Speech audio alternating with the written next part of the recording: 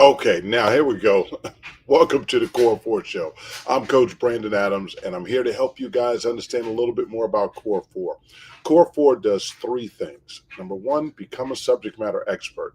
That's number one. Number two is be the best version of yourself. And finally, number three is surround yourself with people who inspire you.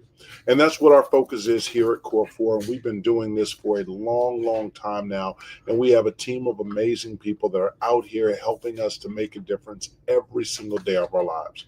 Now, this is just our journey. So we're not financial advisors. We're just here to help you to understand how we're making a little individual difference in our lives. And we use four major areas in Core 4. Number one is mindset. You have to have the right mindset in order to get from where you are to where you want to be. And that's why we focus on the creed. Number two, we want to replace our 9 to 5 income. Very important to us. It's something that we critically want to focus on every day. And then number three is investments. You have passive and active investments. And then finally, number four is retirement. What happens when you're not out there working? How is everything working for you? And so you can look at your investment side and say, well, if I'm going to invest, let's look at it like I have employees. And so the way we work that is we either have people that are actually working with our money to grow it, or we set up situations for our money to grow by themselves. And so we have Chris Pulver, who's one of the smartest people that I've ever met, and also someone who inspires me daily and weekly as a friend and as a mentor and everything else in between. And so he's one of the Core 4 team. And we have James Bishop, who's not here on the show today. And then we also have Eric Majors, who's a subject matter expert in liquidity pools. And so the idea, guys, is let's learn from the team and let's take the information and see how it fits. And so without further ado, let's bring on Chris Pulver. Chris, how you Hey, doing, buddy? good, Brandon. How are you? How's everybody? Happy Sunday. And happy Sunday, happy pre-holiday. Have you done any parties yet? What parties, man? I've been traveling the last 2 weeks. It's probably a baby party coming in the next maybe 2 to 3 Yeah, weeks as well. So, I'm gonna be an yeah, uncle. I'm gonna be an uncle. I like it. that's right. Yeah, it's actually, I mean, I think we're probably having a baby in the next 2 to 3 weeks.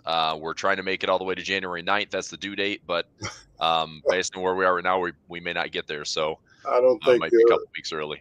I don't think your opinion about it matters. It's Yeah, it just doesn't matter. feeling. I can It's not your choice. want full, due date, doesn't matter. So we're ready. We'll see what happens.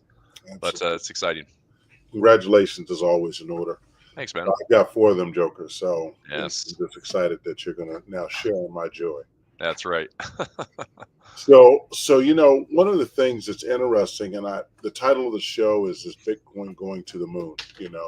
It's like one of those things where nobody really knows, right? Right. And but tell me a little bit about what your thoughts are on. Did you think Bitcoin would hit 100,000 before Christmas? Yeah, I thought 100,000 would be kind of the psychological level this year. Um, I was I was not surprised to see, I mean, I'll just talk about the structure, right? Like once we went to, let's say, Q4 of last year, I'm just going to show my chart. So, October 2023 into Q4 into the beginning of this year, right at this point, if you can see, I mean, draw here. So right at this point was when the ETFs were approved on Right. Bitcoin, right? So we had that run up to this area. As soon as they happened, that was the classic buy the rumor, sell the news. But shortly after that dip, the order flows and the reality of like securitizing Bitcoin and seeing more and more legitimate regulatory flows coming into it. It was, going on basic balance sheets of financial advisors putting into client accounts, whether it's a 1% allocation, whether it's a 5% allocation, doesn't really matter. All I'm saying is it was easier to participate in some capacity. And so, this pullback to then this move, I mean, once we hit 73, all I could think about was, okay, so we're right in between, approval and now the 100K kind of big milestone. And all we saw was months and months of consolidation. So this really was like a very technical pattern. I mean, any live session I did for, I mean, really this entire period from like April to August, September, I mean, I didn't anticipate 4, 5, 6 months of consolidation. But as we were nearing the election, we started to push up and almost push up uh, before the election even had a result. I mean, I think the markets were anticipating that Trump, as a winner, would be more pro crypto, and Oh, yeah. the betting markets. That was the one thing that changed a lot with the election landscape this year. Was it was about betting markets, not polls. Like your Kalshis, your poly markets, all these things that are happening and showing that Trump had like a 60+% probability of winning. It proved to be right. In fact, it proved to be more right than the polls themselves. So, as far as voting integrity, I think that it opened a lot of eyes this year as far as the market's ability, or in this case, a betting market's ability to predict the probability. So, when this started to rip, I mean, look, we break all-time highs at 73. Where else is it going to go? I mean, Right. 100K, it's like just it's laser focused on getting there, and we made a nice run right to it. We had 103 and change. I think at this point, I mean, you can check some of the technical levels, and similar to where Bitcoin starts to top out in previous times. I mean, if we start to see, let's say that we stretch a little bit higher, we pull back, we stretch a little bit higher. If I see that price is clearly technically disagreeing with momentum, and we're sitting here with overbought conditions, then I might be ready to take some profit off the table. I mean, some of my peripherals, I mean, we could have, if Bitcoin falls, we're going to see MicroStrategy fall, probably Coinbase fall, some of the ETFs like IBIT and FBTC fall. So I could time those and double check my allocations and whatnot. But look, I think just like the stock market right now, until price suggests or proves or confirms that we're going somewhere other than up, I'm just going to keep riding these up. I mean, I think the S&P, the only thing I see disrupting the S&P in the markets this year would be the Fed on December 18th. If they don't do much to disrupt it, they're still looking at a high probability rate cut on the 18th. So I can show the CME watch tool right here. And this has gone all over the place, and it might still jockey around a little bit. But last week, this was as high as 90%. It was as low as around 64%. We have inflation data this week on Wednesday, Thursday for the U.S. We also have 6 rate decisions coming from respective central banks: Reserve Bank of Australia, Bank of Canada, European Central Bank, Swiss National Bank, the Fed, and the Bank of Japan, all happening in the next 2 weeks. So it So, would seem like, oh, it's holiday time and nobody's paying attention, but there's a lot of news for the markets to be digesting. I don't know if it's necessarily disruptive news or if it's just, yeah, okay, the market will react to it how it does. Maybe it's interruptive, maybe it's a pause, maybe it's a pullback. But I don't see there being really any major price change where it's like, holy crap, this structure has all of a sudden shifted from a bull market to now we're going to be in a bear. I mean, I don't think it's going to happen like that. So, so let's jump back over to Bitcoin for a second. yep. And so you got all of these altcoins that are out here, like XRP has pumped and all the rest of that stuff. Uh huh. Um, that's a crazy pump, right? Wow. Yep. That's incredible. Yep. And so you start to think about, what is Trump really doing? Why did Nothing. XRP? Nothing. He's not even in office yet. He's not doing anything. And all this is, look, the thing that makes me nervous about, Ripple and Hawk Tua's meme coin and whatever the hell else is out there is that this is the same crap we went through in 2021 when non-fungible tokens were the greatest thing ever. It was the easiest play, and SPACs were the easiest play, and everything's getting tossed out there where you can't do anything wrong, and if you buy something it's going to go up. That's where things get a little greedy. So I mean, look, I had Ripple since like 2016, and when we had this first big pump in 2020 and 2021, I rolled all my Ripple over into Bitcoin. Now, not that I'm saying I'm right, because obviously from that area, from owning this thing at like 16 cents to now would be around an 1,800% return on risk. That'd be pretty nice. But I also had, comparable returns to that with Bitcoin over the last like 6 or 7 years. Yeah. So I'm just saying, look, I look at Bitcoin and Ethereum as essentially playing the S&P 500 and the Nasdaq of crypto. If I'm going to call it that, where it's like that's Right. really the safest way for me to say I'm going to trade cryptocurrency. I'm going to have some allocation of my portfolio to it. So I'll stick with Bitcoin. I'll stick with Ethereum. One is the scarce safe haven digital gold, while other one is potentially, this I'm talking Bitcoin being that, and then Ethereum would be more of like Like the network that all things are being built on, and it's going to be bigger, faster, stronger, and then there's staking and all this other stuff. It's like I just think of it this way: those are the two largest market caps in the crypto world. I'm going to stick with those as like the steady horses to bet on, as opposed to, look, man, it's awesome to see 400, 500% gain. I mean, this thing has gone up a ton, 400 to 500% gain in the last, couple of months. yeah. But is it sustainable? I have no idea. Do I care about 10 other random altcoins, meme coins that I've not even researched? Doge. It's like, I don't care about any of those. I really don't. So, but So that's like, you jumped in. That was great because that's a meme coin. But I'm hearing that there's talk of XRP getting the ETF. What is that all about? I don't know. I mean, maybe it does. All it's going to do is add to additional order flows that are coming in. I mean, the crazy stat right now is that take GLD for example. This is GLD is your kind of gold ETF, right? The gold ETF, which moves a lot like XAU, which is your spot price for gold. So I mean, just have a kind of camera one, camera two snapshot here.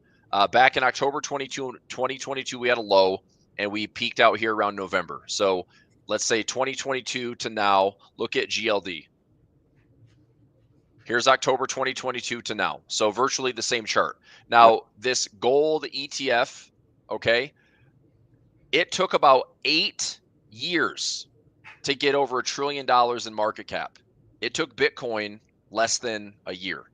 Right. So, if Ripple has an ETF, fine. It just means that there's more securitized ability, like there's more securitized options for participants to start trading and investing in crypto. That's really all it means.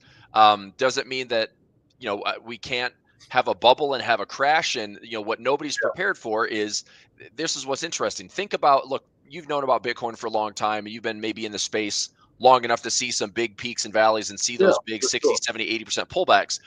Think about all the new investors that are dumping money into Bitcoin and IBIT and BITO, and they've never experienced the 60, 70, 80% pullback on Bitcoin. Right. And so right now it's like financial advisors are telling their clients, look, I think it's really smart that we put a 1% allocation to Bitcoin. Look, they're not trading them for you. They're just putting you in them. Yeah. So they're going to basically force you to dollar cost average in, which isn't a bad thing. But if you take, let's just say somebody has $100,000 and you allocate $1,000, which is nothing, like it's a 1% risk. You allocate $1,000 to Bitcoin. Well, that $1,000 could quickly turn to 500, Yeah. turn the less than that. And for the entire portfolio, that doesn't hurt you that badly. But for anybody that's being more aggressive, if you're like, no, I'm going to put 5% in, I'm going to put 10% in. Well, having 10 grand draw down to $3,000, that shows up in your whole portfolio. That stings a little bit more. And you got to wonder like what the emotional sentiment is for somebody that's going to put a heavier allocation. I mean, look, man, there are some people that are talking about doing the entire 60-40 portfolio and putting 40% in Bitcoin and 60% in the equities market. Now you're talking about, okay, if I've got a $100,000 portfolio and I put 40 grand, okay, 40 grand of my portfolio into Bitcoin, if 40 grand draws down by, let's say, 70%. So we go from 40 grand to 12. Okay, let's say the S&P just stays where it is. You've got 60 grand plus 12. You're at $72,000 and nothing happened other than the Bitcoin fell. You're down, almost 30%. So I have to wonder how aggressive people are getting out there when these charts look great. They're going up. The bull market has been really, really healthy this year. It's not only been carried by AI in the stories, it's been carried by semiconductors, it's been carried by Mag 7. We had a bit of a broadening out because we have seen healthier, financials. As far I'm literally like banks and investment banks, regional banks came back in a big way. We saw utilities step up their game. We've seen, really good stocks perform well. We broadened out a little bit. All I'm saying is that only runs so far before we have reversions. Historically, the S&P price to earnings does not get above 30 because when it does, it tends to revert. So let me see if I can find this image here. Let me see this guy. These numbers might be small here, Brandon, but this is the price to earnings on the S&P since 1989. Okay. And we had the run up Going into 2020, the S&P price to earnings was 30.7. Now, that on record here for the last 35 years was the highest by far. And look, I know that 2020 was a COVID crash and then we recovered very quickly after that, but that was also because we added, 6 to 10 trillion dollars in stimulus globally. So, I mean, we bought our way out of a recession in 2020. We bought our way out of a reversion and a correction in 2020. And now we're still kind of dealing with the aftermath of all this money that's in the system. Yeah. So, we're trading back up towards 26 and change. We are historically high with high valuations on the price to earnings for the S&P.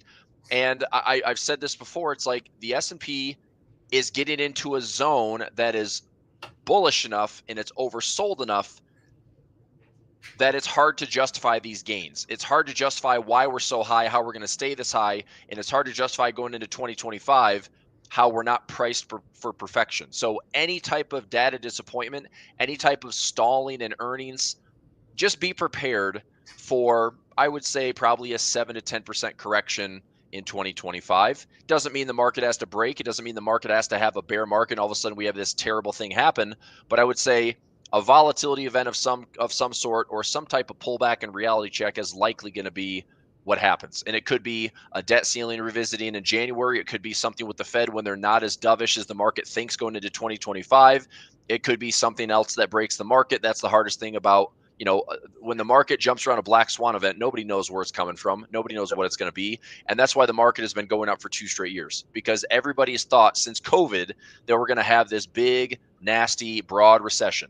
Well, we haven't, because it's been felt by different sectors and different companies and different stories throughout the year. And we've had a resiliency that's been ridiculously impressive in the U.S. The U.S. market right now, the U.S. total market cap is 63% of the entire global market cap. So the U.S. is carrying the global economy by far.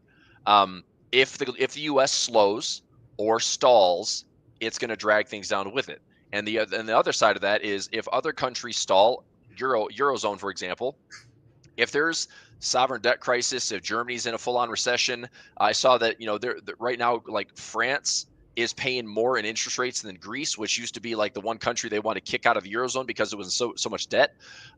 There's all sorts of potentially like contagion type things happening in the Eurozone that could break the US or could start to drip into the US. So I'm just saying I'm not bearish, but it's not a rosy rainbow butterflies and everything's great. I'm going to be very cautious moving into 2025 for a type of correction or outlier event, but I'm also staying the course, concentrating my portfolio where I think it needs to be. I don't know if diversification is going to be the greatest thing, because if we have a pullback, I think it's going to be a broad pullback. If Bitcoin snaps its streak and the stock market rolls over and the Mag 7 starts to struggle a little bit, we're going to have a little sell-off, and I think if you look at a chart, if you look at a chart of the S&P, it would make sense that charts don't look like this, Brandon.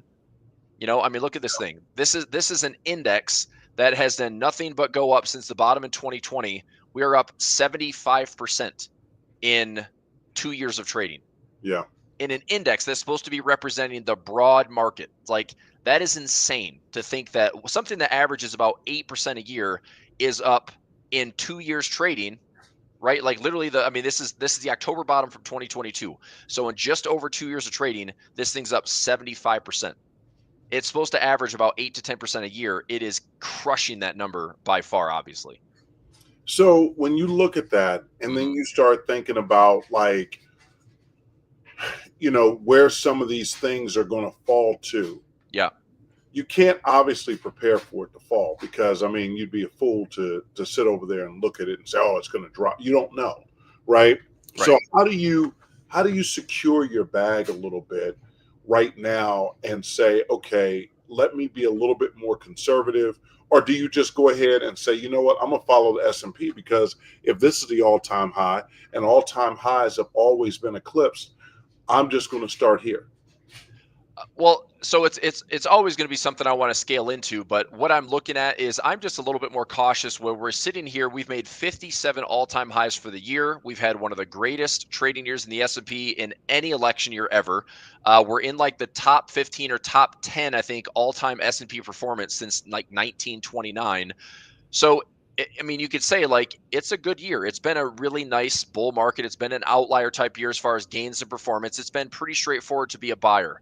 Not all stocks did super, super well, but the indexes did. The Qs did very well. The Dow did well. The Russell came back ripping since the election. The S&P has been steady all year. All I'm saying is I will stay the course, meaning this. If all I see happen, and Brandon, one of my core strategies, right? I mean, every single week, if that strategy continues to run, which by the way, did you have two winners this week? Because I did. I had three trades close off for profit. I'm 32 for 32 with that strategy, by the way. Oh man, we're going to talk about that offline because no, I did not, because I've been all over the place and I was supposed to call you on Monday. So Yeah. I'm glad we're back on track right now. So I'm so not surprised. 32 for 32. Yep, right here. So there's my strategy right there. 32 for 32. I haven't lost a single trade since October.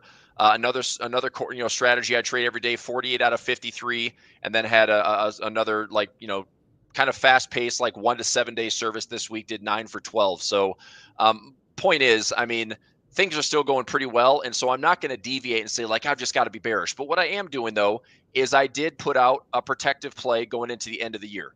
So it actually was really cheap. I mean, I think I paid $4 to basically say, okay, if the market right now can't get above, let's say 60.90 or 60.80, and we go down from there, let's say the market drops.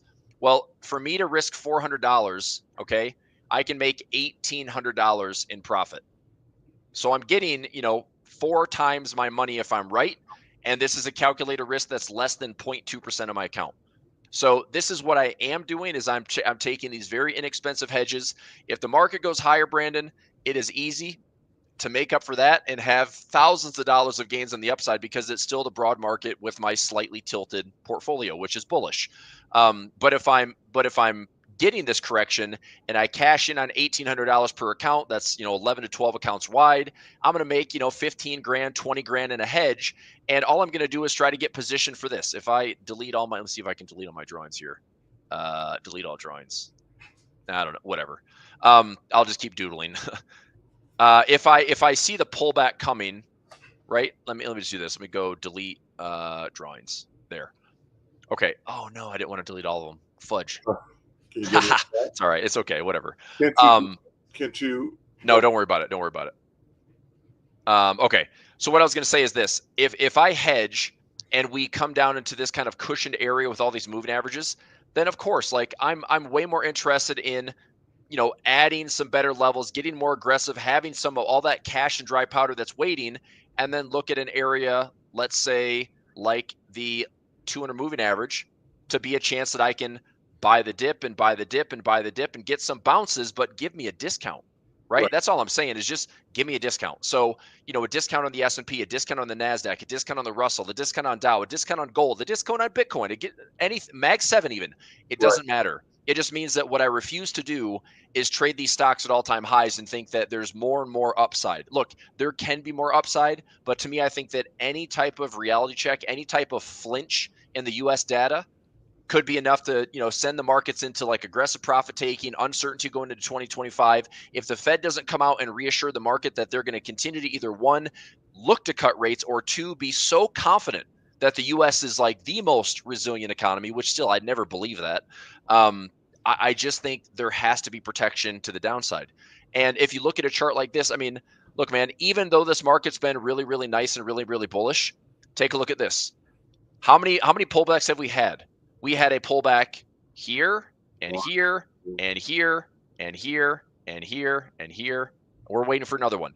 The market will pull back, Brandon. I can promise you that. It right? all does.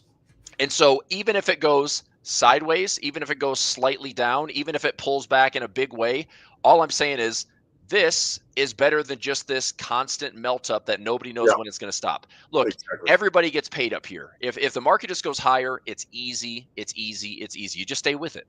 But when we go sideways, all that means is at some point that sideways behavior might start going sideways and then rolling over into a correction. If we have something that surprises the market, then we actually start to see that price pulls down and pulls back aggressively.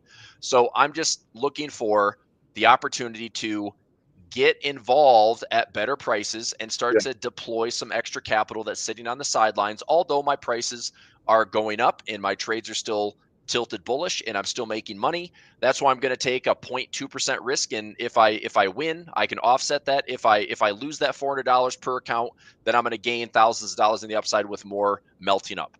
And we're really close to the end of the year. I do think the next 2 weeks are really the critical data points to have 6 rate decisions and have the Fed and have inflation data.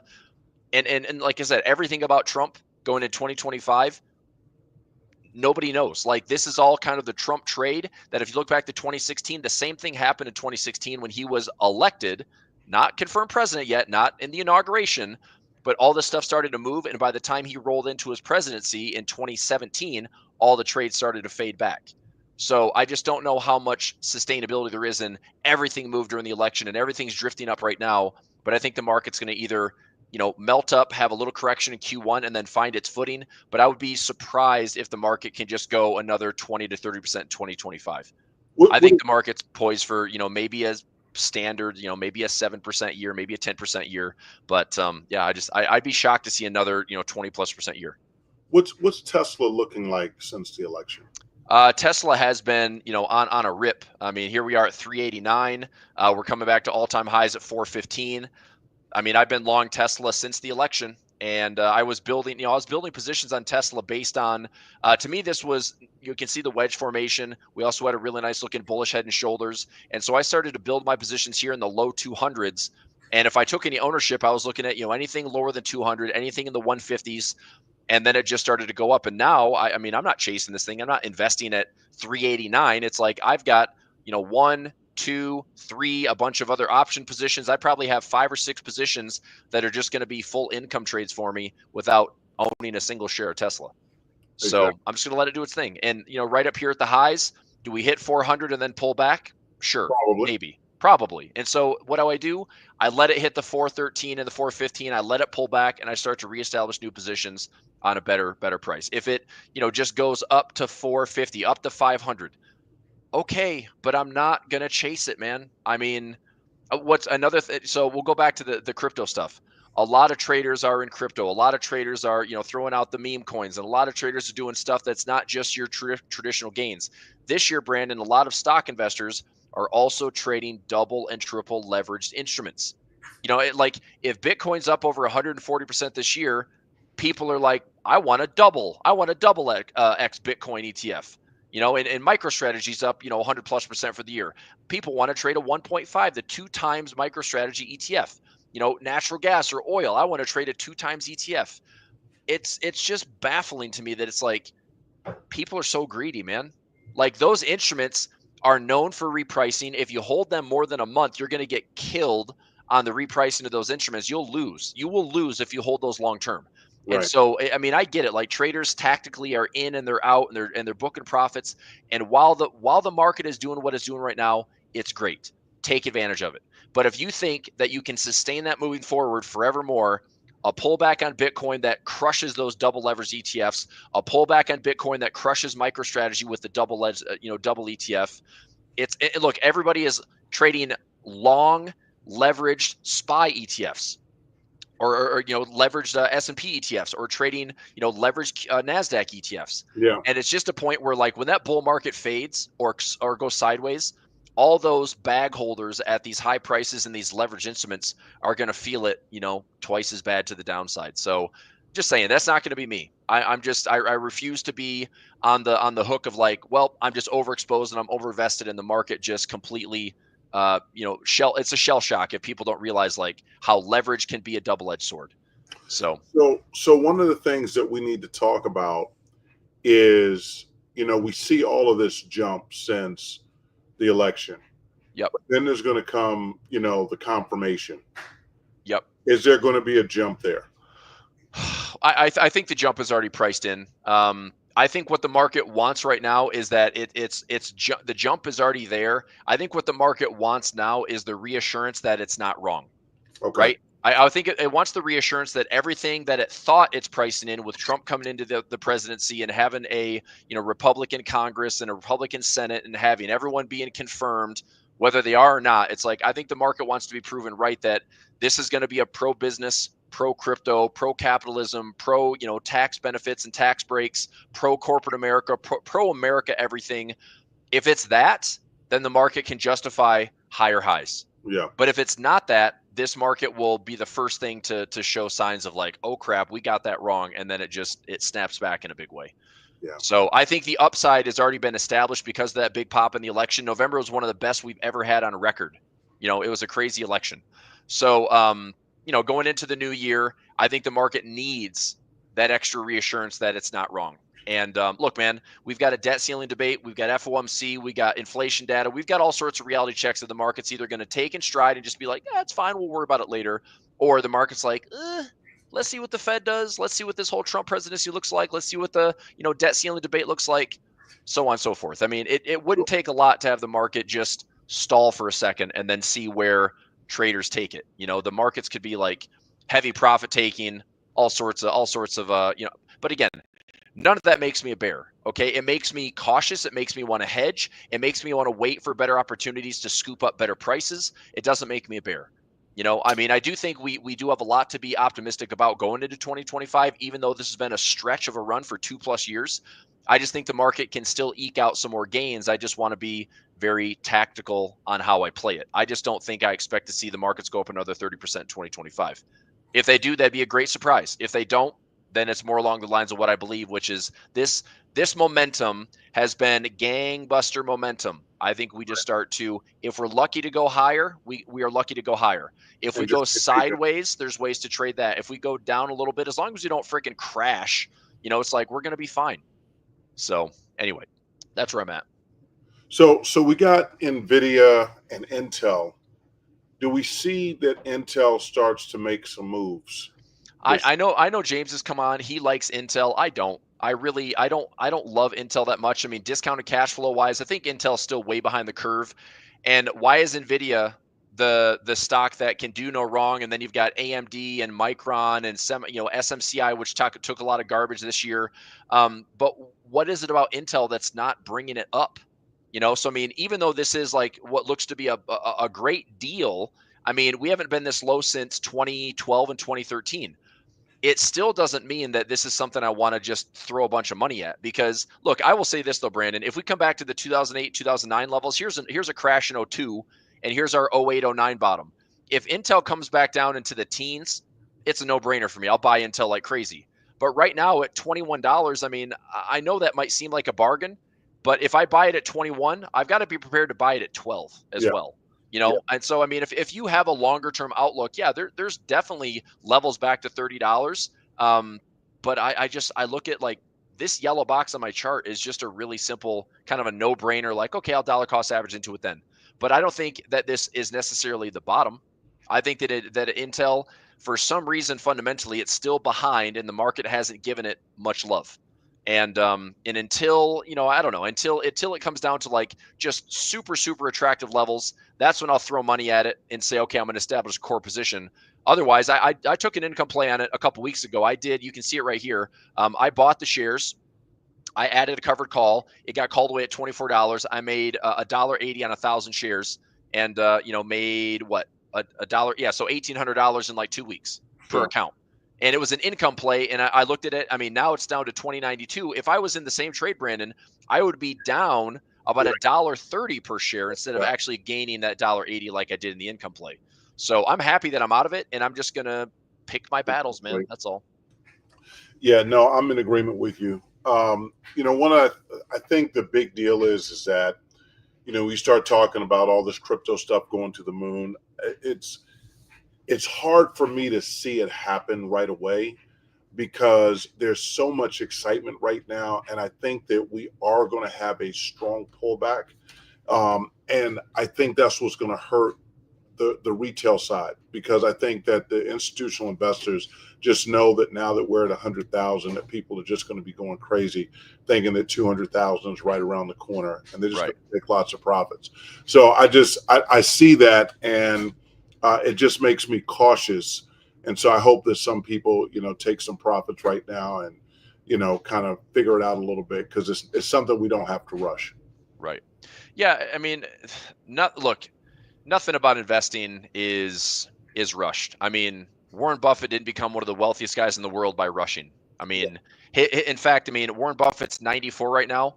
The exponential growth on his gains came after he was 65 years old. Right. He was already in the game for 30 plus years before he started to really make crazy amounts of money.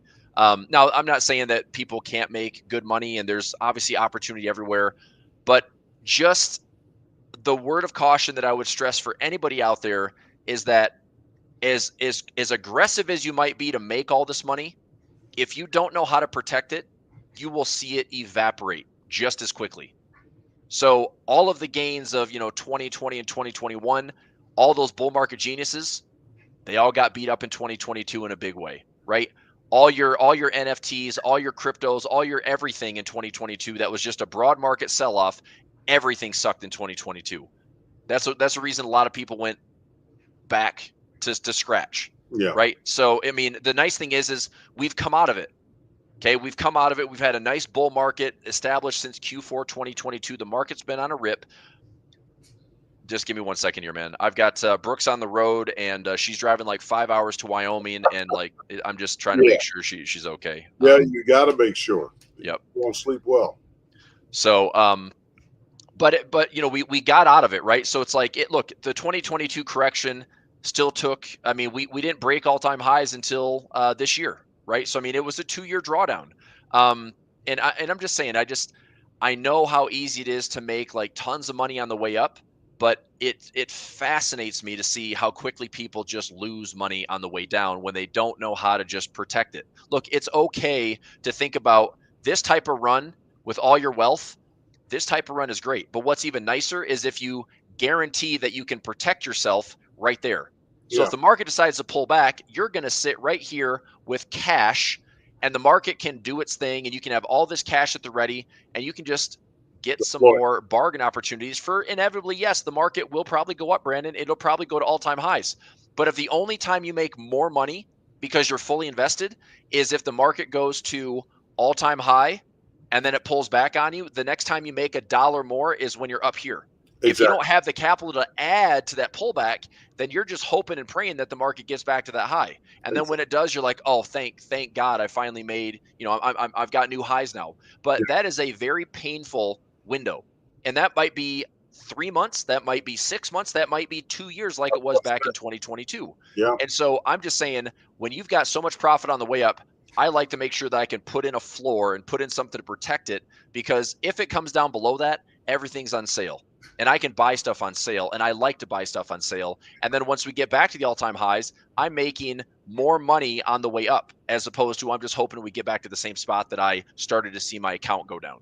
So it's just a little, I mean, I'm not going to say it's just common sense. It's just what the markets do. The markets do not go up forever. They don't go down forever. There's an ebb and flow, and I just think we're on a pretty decent path to show some overbought conditions with a lot of greed out there and a lot of complacency where nobody's looking for any type of downside hiccup. And I just think that the scary part is a hiccup could be 10%.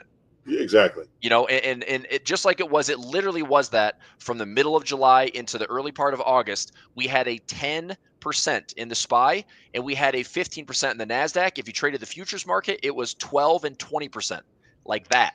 Like within 2 to 3 weeks, you saw 10 to 20% evaporate. Now, yes, it picked itself up, and yes, we saw some bottoms. We ripped up through September and October, November. But the point is, another 10% haircut may not be a V bottom that comes right back to all-time highs. It Yeah. might be a 10% correction that pulls back 5% and then flushes down another 10%. That's going to be the reality check that most traders don't see coming. I love it. That's all. All right. Well, you know what? This is why we're here, and we have to discuss these things, and we have to talk about it in a way that makes sense, and it's a win-win for all of us. Yep. So, Chris, let's do it. Have a great week. I'm excited about the baby and all the rest of the things that are going to be having, in your life. You're going to be very, very tired a lot. I know. I'm looking forward to 8 months of no sleep. So let's see what that looks like. I'll be hallucinating by the time this all gets into mid 2025. Yeah, you will. Yeah, you will. I'm gonna be laughing. Yeah, right. All right, buddy. We'll All on right. next week. I'll All right. talk to Thanks, you Brandon. tomorrow, Yeah. Bye bye. and we'll get back on track tomorrow. I'll do Sounds it. good. All right. All right, guys, listen, this is our team. This is what we do. This is what we love to do. So, all I'm asking you guys to do is just take a look and see Chris's track record, see James's track record, see Eric's track record, and then decide for yourself, is this a track that you want to be on? And if so, join the journey, give us a call. You guys can have a chance to have a relationship with Chris where you're doing one of several things. Number one, you could actually be a client of his in Streamwise Capital. You could be a client also with James. You could be a client with Eric, or you can actually learn what it is that they do, and they will teach you that, and then you can do it on your own. Either way, it's a win-win. And we have so many other things. I mean, I love Excalibur, and it's great, but just be great yourself. All right, guys, thank you, and we'll see you next week.